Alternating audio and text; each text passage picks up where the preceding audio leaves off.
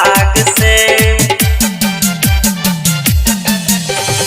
बहनी हम सजाब कलाई रेशम के धाग से।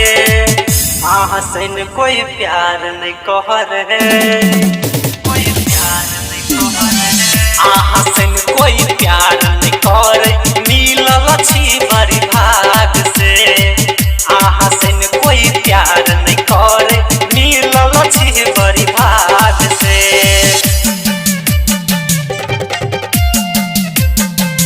अखन अहाँ सब सुन रहल छी उल्हर से माँ गिरजा म्यूजिक के प्रस्तुति डीजे सुमित सतीश रैना। सजाबू में थालिया मिठाई धोखा हाथ में।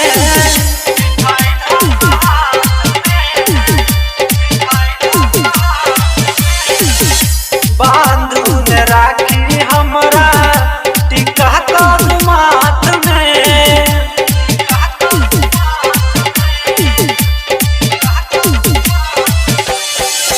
बांधू ने राखी हमरा टिका कर माथ में। तकदीर में हमर आहा के रिश्ता लिखल छै बड़ी भाग से।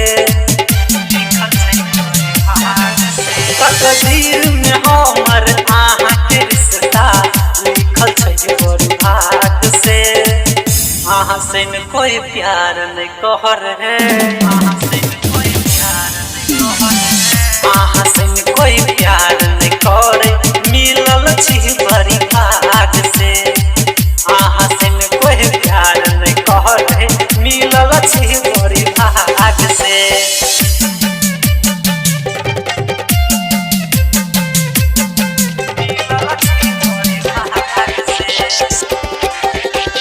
डीजे सुमित सतीश रैना।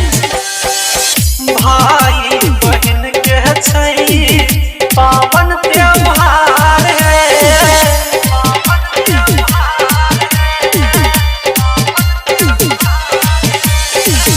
रेशम के धागा में छै भाई बहन के प्यार है। भाई बहन के प्यार है, भाई बहन के प्यार है। रेशम के धागा में छै भाई बहन के प्यार है। हर भजन सूरज अहजित हर मिटाबै छै दाग के।